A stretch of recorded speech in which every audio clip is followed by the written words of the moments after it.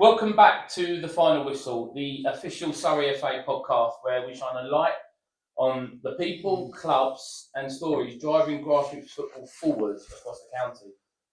Today we're joined by someone at the heart of a club with a rich history and inspiring commitment to community. I'm delighted to welcome the chairman of Guildford Saints, a club founded back in 1983 and one that has grown into a true home for football at every level. In today's episode, we're going to look ahead, exploring what the future holds for Guildford Saints, how the club plans to continue to evolve, and the vital role a grassroots club can play in building a stronger, healthier, and more connected community. Welcome to the Final Whistle podcast. Well, thank you, Kirk, and thank you very much for inviting me. No, thank you for that fantastic introduction. Yes, it's always the worst part, is having to write the introduction. And then, no, it's great. Like I wrote one out and I was like, well, that's the answer to that question. So I then strip it all back and then go. But no, brilliant. Thanks to you for making the journey over. No, it's an absolute pleasure. Friday, wet, dull day, isn't it, here? So we'll jump straight into it. So for anyone who may not know the full story of Guildford Saints, can you give us an overview of the club, its history, and what makes it a unique part of grassroots football in Surrey? Okay. Well, as you said, it's founded in 1983, so we stood the test of time. Here we are 30 odd years later, and we still seem to be growing. We have about 650 players registered currently, so that must make us one of the largest junior clubs, I would think, in Surrey. We have 39 teams, almost evenly split now between girls and boys, which is interesting. And we've seen exponential growth really in the last few years in the girls' side of our club, driven, I think, inspired by the Lionesses' success, which is an absolutely fantastic thing. So, you know, one thing I would admit to that we're very keen to address as well is we don't have the same kind of ratios in our coaching staff, actually. So if there's anybody out there, a female coach who would like to come and work at Guildford Saints, we'd be very happy to talk to you. So we also, when the club was set up, it was set up to be an inclusive football club. It wasn't set up to be a win at all costs football club. And that's quite important, actually, because in addition to the 39 teams we have a pan-disability team, we have a ladies team, and we have a walking football team. We don't have an adults team because that's just kind of not what we do. I'm not sure we could cope with anymore, to be perfectly honest. But the inclusive bit, I think, is, you know, one thing that's really important to us. It's very deep in the ethos of the club, and it's lasted, you know, these 30 years. And I think we're true to that, as you can see from the kind of makeup of the club and our kind of ambitions going forward as well. Yeah, no, definitely. Obviously, you touched on female coaches, and I know that when we spoke, you highlighted and showcased a new philosophy around coaching, which is really interesting. But obviously, you also do it a bit differently with reference to that professional coaching across the ages and stuff like that. So, why is that so important to you as a club? And obviously, it does make the difference, I think, to a parent who does it. And I've done my coaching badges, and I've been around football long enough to understand a good drill on a cold Tuesday night to a bad drill. But why that professional coaching? Okay, well, as with most good ideas, things just happen, and you see an opportunity. And we were approached about probably 20 years ago now by Kevin Wilson, who is our director of coaching now. He sent his CV to some 70 odd clubs. He'd had 20 years experience. He was a UEFA B qualified coach, working in America mostly. He'd come back to America with his family, and he was looking for somewhere to carry on his coaching career. And we were quite surprised, actually, that he was interested in coming to Guildford Saints. And apparently, I haven't gone back to check this, but I think we were the only people that actually replied to him, which I think is quite extraordinary. So we sat down and thought, well, every other sport you play, I don't know, tennis, hockey, squash, badminton, etc., you have professional coaches because they know what they're doing. And so we thought, well, we'll see how this goes. We were a bit nervous that Kevin would actually up stick and leave. We wouldn't really be able to provide him with enough, you know, to fulfill his coaching ambitions. So it's actually worked extremely well. We now have 10 professional coaches. And the sort of differences I've noticed are some of the things I expected. We see, better quality of coaching and more consistent coaching actually across the club. And it took me a while to work out the other thing that had changed, was that actually behaviour has improved, not just in our players, which you kind of expect, but also from our parents, if I'm going to be perfectly honest. Most of the issues when I first became chair of the club were disciplinary ones that I would get involved in, and they generally involve parents, unfortunately. And then I realised after a while, Kevin had been at the club, that I wasn't in front of the Surrey FA anymore, because I think Kevin takes a lot of pressure off the parents. Because going back to the point you made earlier, Kirk, was when you are a parent coach, that's a lot of pressure, right? Generally, you have one of your children, boy or girl, in the club. You're all of a sudden, you talk the talk, you say, yeah, I know everything about football. Now you have to do it, right? In front of a very critical audience, 10 to 15 teenagers, that's a challenge for anybody. And what we found was that Kevin, earned the respect of everybody straight away because he knew what he was doing, right? He knew what he was talking about. And if nothing else, he was removed. As I said earlier on, one of the things, he wasn't a parent of a child, which is a no-win situation. I've been there myself. You're either too hard, or your son's your favourite, or your daughter's your favourite, even if that's true or not. So to have somebody in who's actually one step removed, people are more willing to listen to their point of view. And I feel that was some of the additional benefits. Where we're going now, and you alluded to it, Kirk, was that Kevin has also, as our director of coaching, is looking at our vision for coaching. And he's introduced us to this new methodology called TOVO, which stands, I can't actually pronounce it, but it's short for Dutch Total Football, nets down to TOVO. And it's really, really interesting philosophy, and it all comes from Johan Cruyff. It's actually run by a guy called Todd Bean, who is Johan's son-in-law. And to me, it's about getting players engaged all of the time.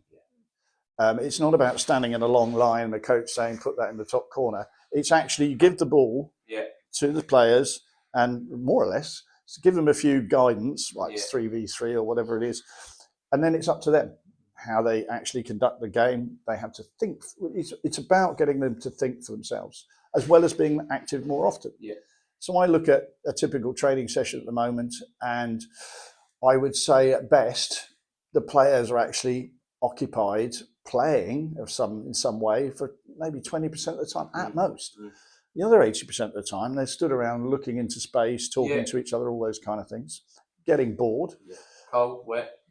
Whereas, certainly with the rondos, which was a smaller group games, the players are active all the time, right? So not only they get fitter because they're playing more, but they are physically and mentally engaged all of the time.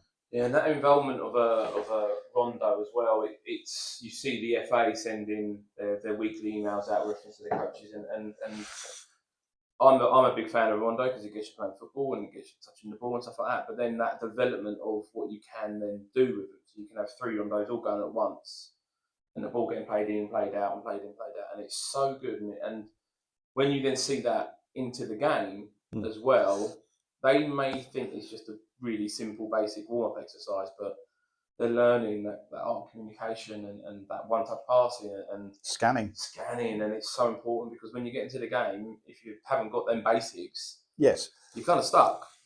Absolutely, and it's actually changed the way I actually watch football, professional football, which I do quite a lot of, as my wife tells me. You can see these rondos actually. If you look at a Pep side, for example, you will see these little groups all playing their way through the midfield, or playing their way up the wing, or playing out from the back, and that doesn't happen by accident. That is hard work, skill, dedication, all those things. So I do see it as the future, and something we introduced last year. We're rolling out in earnest now, and it's the feedback we're getting is very good. So, to go on that, I remember watching a video of Adam Wharton when he was warming up with Palace, and he was just walking through the midfield with the ball, scanning, and he was doing it at a walking pace, but it was because he could get his mind ready for the game. Yes. And it was such a simple way of getting him ready for his position. And me as a goalkeeper, I knew what I needed to do, get my hands ready, get my legs ready, and then I'll start. But as that centre midfielder, that rondo is so important. But then it's the getting the ball to the centre back, being on a half turn, having a little look, and just for him to walk through that 2 or 3 times, you're like, you wouldn't have seen that 5 years ago. I don't think so. I don't think so. And I genuinely think that, I'm quite excited by some of the football, I'm seeing now. And some of I think also the level of coaching has improved significantly too. And I think, back to, if you like, Johan Cruyff's influence, you look now at where the best coaches are, most of them are Spanish. Yeah. So I don't think that's a coincidence. That's where Cruyff was when he was at Barcelona. He set up the Cruyff Institute, etc. And I look down the league table, the Premier League table, and look, there's a lot of Spanish managers there. Yeah, and it's that philosophy, isn't it, of wanting to play football. And I quite like the long throws coming back into the game, because if you've got a weapon, you might as well use it. But that tiki-taka, if you want to call it that playing football quickly, that's so beautiful to watch on the eye. And when you see especially the young teams, and we're quite lucky when we go out and watch Dorking Academy playing, and they're playing quickly and they're playing at a high tempo. You're like, starts from there, because when they get to that academy and they're playing out there, yes, it's breathtaking to watch. I think also actually another thing that's happened that's enabled that is the improvement in the quality of the surfaces. Yeah. The 3G pitches. If you look at the Premier, you look back at footage of first divisional Premier League football as it was then 40 years ago, and it's amazing they can move the ball from one end of the pitch to another. Certainly not rolling it across the grass, because it would just bounce and it would just stop in the mud. It was just incredible. So I think that's helped as well. Yeah, them videos that you see pop up on social media. I remember those games. Of the mud bath. But then you go back to George Best. Yeah. Oh yeah. And what a player he was, because the ball, he glided on top of the mud because it wasn't grass, but his ability to have the ball at his feet and do what he did, using heavy balls. Oh yeah. Boots that probably were quite heavy. Precious little protection from the referees. Oh, exactly that. Yeah, but he was just different, wasn't he? He was. I also think that the really gifted players would succeed in any era. Yeah. If you look at the likes of a Bobby Moore, who would just come off the pitch. He's playing centre back and he'd be, spotless when he came off the pitch. But that didn't mean he wasn't working hard. Yeah. Because he was just ahead of everyone else because he was thinking. Yeah. He was pretty good. Yeah. So your club sits at the heart of the community. Yes. What impact do you feel Guildford Saints has had beyond football itself? And how do you see the club continuing to contribute to the wider community in the future and the years ahead? Okay. Well, I think there's a number of things. We are actually quite a large community. With 650 registered players. We are probably an active community of around about 3,000 people. Yeah. Every weekend is involved in some way, shape or form, yeah. which is quite large, I think the next thing is one of the best examples, as I've started to understand, our impact is we work with all the schools. So that's where we play. And the example that springs to my mind was King's College in Guildford. And we started off there, our relationship. They asked us for a coach for what they call a Friday night project, which was to allow some teenagers who were probably otherwise not engaged on a Friday night to come along and play football. We provide a coach. And it has to be said, King's, bless it, is not perhaps in the most illustrious area of Guildford, and therefore the opportunity to actually give something back to that community was quite powerful. Yeah. Unfortunately, after that was a big success, then unfortunately after a couple of years, the pitch that they used to use was vandalised, so it was unusable. And at the time, I remember being quite down about that, really quite fed up actually. So for a couple of years, nothing happened, and then some good news happened in that the school got some new management because the school itself was regarded as failing. Yeah. So they brought in some new management. They managed to get some funding together, put a team together to put in a 4G pitch, 3G pitch. They asked us to become a bit like Marks and Spencer's, really become the tenant that would enable them to build the funding application round. Yeah. And lo and behold, we've got this fantastic pitch now, floodlights, car parking. And it's gone much further than I had anticipated at the time, because people would then come in to visit the school and they see this great facility. They were attracted to the school. So all of a sudden the school roll became full, which it wasn't before. They've redone the car park. There's some old porter cabins that have been transformed into a cafe and a gym and everything else. And it really almost has become the hub for the kind of future of the school, and the school is thriving on the back of it. And I just think that's a great example of how a small club like ours, we didn't obviously do everything, but we're definitely part of the team. And of course, I look down now and all of our, training sessions on a Saturday morning at King's, and you go along and then the whole club's there. We don't have our own facility, which is one of the weaknesses of the club. But as close as we get is when you go to King's on a Saturday morning and you can see the whole pitch being occupied. And all the parents are together and everything else. It does bring people together. So yeah, it's so important. I just take training that I did yesterday. You've got 16 teams from 5 till 8 o'clock, all training back to back. Yeah. You've got the parents. We're quite lucky. I coach at Three Bridges as well as Oakwood, and we've got our own clubhouse, and then the hatch is open, so they're serving food, and the parents are there, and it's, I call it a football family. I guess it's exactly the same way as you want your team to be. Is one football family. Yeah, that's right. And that, like I say, that family as such has no boundaries. It expands into the school, it expands into Surrey FA, the local council, as well as the actual football club itself. Yeah. So we want that to be as seamless as possible. Yeah, exactly that. Yeah. So, chairman. Oh yes. Many hats. Yes. Big picture thinking. Yeah. I mean, obviously, I did a bit of research and digging about your professional career, and obviously seeing some of the organisations that you've worked for and in. My goodness. Right. It's brilliant. What's a day-to-day like being a chairman? Obviously, during the week it's different, and match days is different as well. So we had Julie from Mole Valley Girls in on the previous podcast, and she was saying that she got involved because her daughters were playing and they left, and she realised that her job hadn't been done. There was still more to do. Mm-hmm. But obviously, every club is different. Mm-hmm. And so what's it like? Okay. Well, fun, exciting, brilliant, because we want more people to get involved. Absolutely. I mean, I think the key thing to me is, to run a club of the size of Guildford Saints, we need a great team to do that. Yeah. My kind of job is to look after the team, the committee. Yeah. Dawn, who is our secretary, does a phenomenal amount of work. I think everybody here would know Dawn. Kevin Wilson, I mentioned earlier on, our head coach, really important. We've got Kelly, who is our child safety officer, which is a really important role. We have Sue, who does our accounts, because obviously now we've got all this money and we need to make track of it and make sure we know if we're spending too much or too little or whatever we're doing and where it's all going. And Alex, who looks after the kit. And recently we appointed a guy called Lee Maidens to look after our girls' side of it. As I said earlier on, that has just expanded. Yeah. And Lee has done a fantastic job driving that. So that's kind of my number one priority, because without that team, we haven't got anything else. Yeah. We've then got about 70 volunteers. At the same time, I'm also thinking about, how, what's our demand going to be? How do we get, keep good relationship with local schools, as I said early on, looking for opportunities to help them, work with them, to develop what they have at their schools, for the benefit of everybody, because, obviously we're not going to use it all the time. The school will use it most of the time. Looking at the big picture of the, coaching, as I mentioned earlier on, where are we going?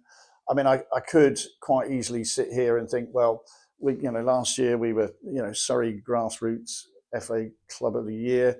We're one of only 15 3-star accredited clubs, which is the highest accommodation. Yeah. So I could have sit here thinking, well, we've cracked it. And that would make me very nervous, because that's just not how it works. I always feel in everything, you should always be moving forward. Yeah. There's no such standing still. If you're standing still, you're going backwards. Yeah. So all the time, we are looking at incremental change. I don't think we need any revolutions. We have a waiting list in the club. Yeah. I wish I could let everybody who wants to join the club play. Unfortunately, we're just not able to do that because there just aren't enough places for people to play. So, those are the sort of things occasionally if things go wrong, I'll get drawn into it. And that's always, those where I've learned some big lessons over the years, where you come into a situation and you probably don't know any of the people involved or what happened at the time. Because day to day, I take very little active part in the day-to-day running of the club, because I'd just be spread too Yeah. thinly, and Yeah. I don't think I could be effective in any way. So when something goes wrong, you get involved, and the big thing I've learned is you just have to get both sides of the story before you go anywhere, because it is quite extraordinary the different versions of the same event you can get.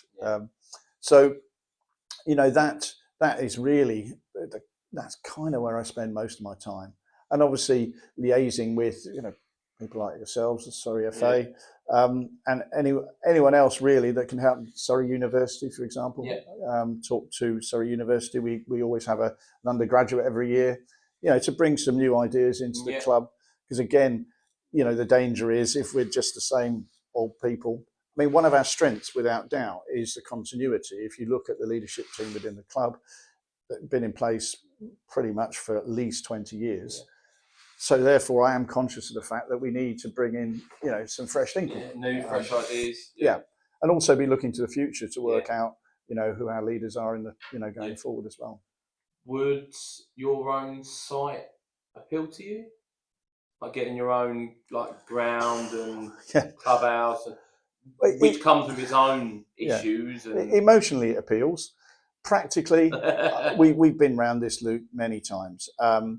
If it could happen, we've been through every pretty much blade of grass building in Guildford, and I would never rule it out, because you never know. As I said earlier on, sometimes opportunities present themselves. Yes, that would be great, because that would enable us to take more control of our own destiny.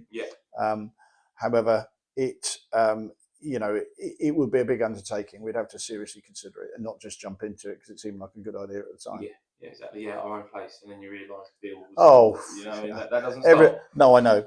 Absolutely. At the moment, we're run by volunteers, and I think if we went, we would then seriously have to think about paying people. And the minute you're paying people, it's a different ballgame. It's a different dynamic, isn't it? Straight away. So you mentioned the future. You mentioned looking at the future.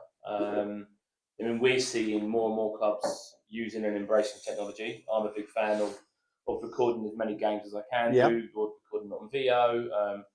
We've also then just added in new partners to us who have got GPS trackers on shin pads and stuff like that. So I'm a big fan of it. How important is embracing technology for a modern grassroots club like yourself? And what's the benefits? Obviously, you've got your professional coaches.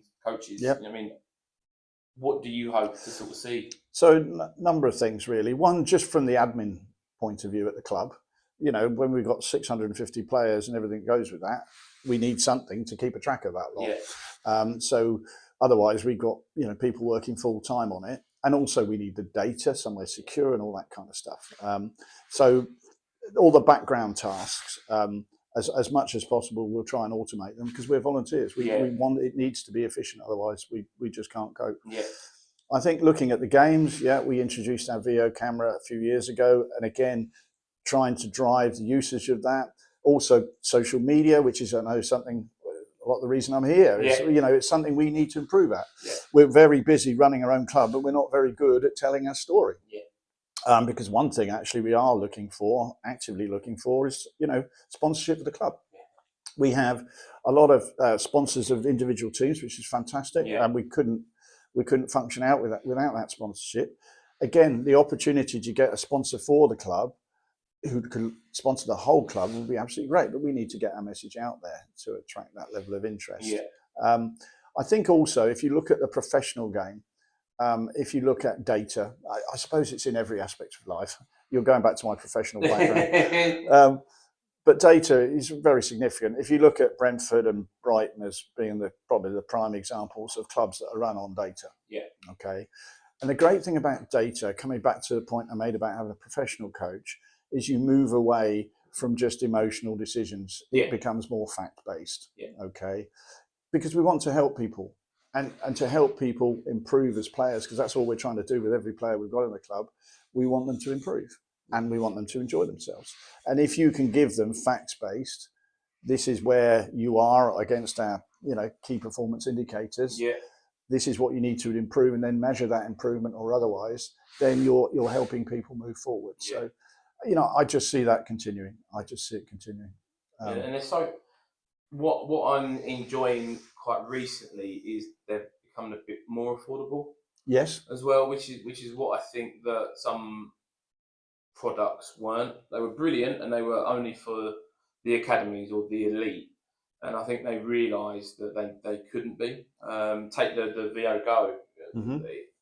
It's such an easy tool now that you just get 3 phones, attach them to a stand, and away you go. You don't need the big camera. Yes. And it's these companies are obviously listening to what the feedback they're getting and realising that there is a place for it, but maybe not at that level. But they need to produce something that is cost effective and will still do the job. Yeah, no, absolutely. As it comes into the mainstream, because everyone has access pretty much to a mobile phone these days, so making that the platform. And then the differentiator becomes the analytics that it's behind, right? So the capturing of the data, it makes much more sense. But on the other hand, for VO to get out there, it had to be, if you like, a bespoke platform. But yes, it was cost prohibitive. And you mentioned, actually tracking people via the shin pads and everything else. I can see that as well. And this will become because once you get down to that level, the market becomes big enough for someone to invest in it to produce the app. Because we live in an app-based world. Exactly. Yeah. So we want an app. We don't want another set of, very expensive, difficult to maintain. You're scared if you're going to lose it all the time kind of technology. Because people are I can guarantee that no one's going to leave their own mobile phone behind. No way. Well, they might. But it's far less likely. So exactly that. Yeah. So we'll just continue to see that, and again, the clubs that do embrace that, that's going to be the platform from which you move forward on. Yeah, no, definitely, and I think that it's how you use that data. Yes. I mean, there is no point in having brilliant data that you can use and then not actually do anything with it. Yep. I mean, I record the games on VO. I then sit there, clip it, send it over to the parents, and then send it over to the kids, and then we work on it. Yes. It's the same with the data with the shin pads. My lad's very heavily right-footed. Mm-hmm. Didn't believe me. I sort of said, "There you go. Yeah, we're working on your left foot and left foot." Yeah, absolutely. And it's there. Exactly what I was saying earlier. Yeah, it's fact-based. Yeah, and if I can use it, anyone can use it. Honestly, I think you're doing yourself down. So we now get into the final 2 questions. Okay. Which is the ones that most people. These are the difficult ones. Exactly that. But it's the one that we as an organisation, the feedback and the responses that we get, we always take them upstairs and speak to the team about it. So if, sadly, as per normal discipline cases, not just in our county but across all of the counties, they're always on the increase, which is an absolute shame. It is. If Surrey FA was to give you a magic wand, what would you do to try and sort of reduce these cases? Yeah, I mean, I'm a bit old school, I suppose, Yeah. in that I do believe that, discipline's there and you have to enforce it. Yeah. I think you have to look at the causes. You look at the trends. I think, listening to, I remember coming to the AGM of Surrey FA, and it's, again, getting that data, okay? Because I think there are a small number of perhaps teams, clubs that cause the large majority of the issues. And I think, to be honest, you've got to help them. Yeah. And if they're beyond help, then I think you have to seriously consider, their participation, because, it's not fair to everyone else. Yeah. Although that doesn't mean that I don't understand some of the difficulties behind the scenes. Yeah. It's not a magic wand, as ever. It's hard work. Yeah. It's do the analysis, identify where the issues are, get an action plan to fix it, and if you can't fix it, then you have to take a decision. Yeah, and I think it's brilliant, because I think that what we're trying to do is that educational piece for these clubs as well, because you mentioned in reference to the coaches. It's parents, and then it's the learned behaviour, and it's there. But if you've got a strong coach who's coaching in the right way, parents need to just encourage. Yes, yeah, absolutely. And the thing is, as I found, the coach is coaching everybody. Yes. He's coaching me. Yeah. He's coaching the players, which I expected. Yeah. He's coaching the parents, which I hadn't thought about. Yeah. But actually, that culture that he's setting, is there, and it's dispassionate, and it's not emotionally driven. Yeah, no, because all it is emotion. Or yeah, absolutely. I'm just saying to it's rugby. Rugby, you play in that red zone, but you very rarely see it explode into the red zone. So they like to keep control of it. Whereas football, played in a nice positive way, but when it gets into that red zone, it's gone. The volcano's gone, and then it's really tough to then put the lid on the volcano. It is. No, So it is.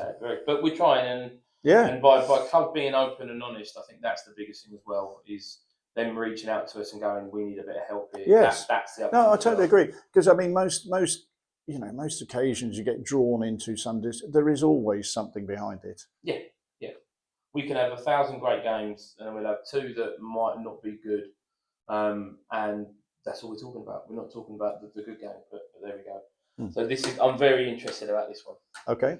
Dead or alive, what 3 people are you invited to your dinner? Oh, right. Okay. Well, another one has to be Johan Cruyff. Right, yeah. Makes sense. Having really thought about Johan, having met his son-in-law, Todd, I think the guy was absolutely visionary. So far ahead as a player, as a manager, as a coach, and his legacy lives on. Yeah. His coaching that we philosophy, because his philosophy is much more than, it's not just about playing the game, it's about it being the heartbeat of the community, the importance of family. And also, it isn't the be-all and end it. It isn't the be-all and end-all of everything as well. That's the other thing Johan did. Yeah. He always found time to clown around, right? He was just doing all sorts of daft things, but that was important to him. So, without doubt, Johan. Yeah. The second one is a bit of a risk, because by inviting this guy, I don't think anyone else is going to get a word in edgeways. Okay. So I'd have to go for Muhammad Ali. Okay, yeah, good. Just because, being brought up, he was an astonishing character who was so far ahead of his time. He came from very unlikely beginnings. He was the most talented of boxers. He really was. But he was a very principled man as well. He had there were a number of occasions in his life. I mean, admittedly, he was being brought up in a difficult time in America, the civil rights movement and all that. And, some of the prejudice he was shown. I remember he threw away his Olympic gold medal because he was refused service in a restaurant because of the colour of his skin. And, he felt so...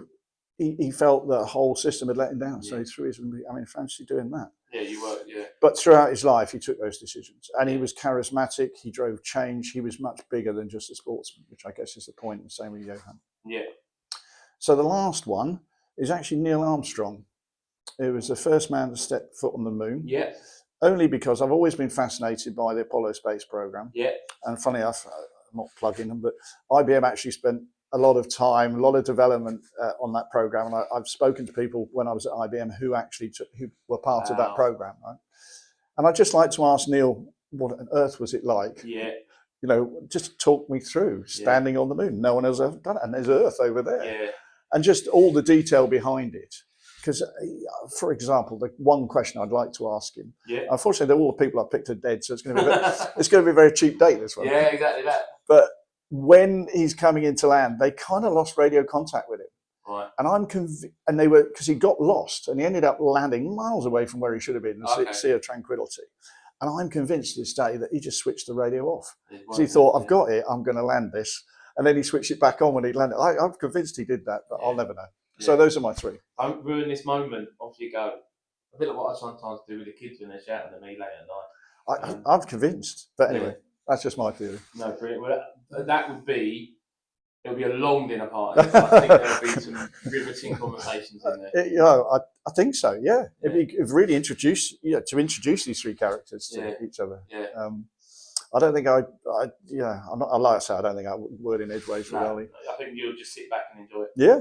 No, well, thank you very much for coming in. It obviously that brings us to the end of the podcast, and it's always great to hear from people like yourself, the impact that you have and the drive that you still, because you're still not finished and you still want to do more. And for us as an organisation, it's great to have volunteers like yourself in the game who could easily sit back and do nothing but want to continue to give. So from us, thank you very much. And to everyone out there, if you've enjoyed the conversation, I will be putting on the link Tovo, so you can have a look at it yourself. But from me, from all of us at Surrey FA, thank you very much for listening, and we'll see you next time on the Final Whistle podcast. Thank you very much, Kirk. Thank you. That's very kind of you.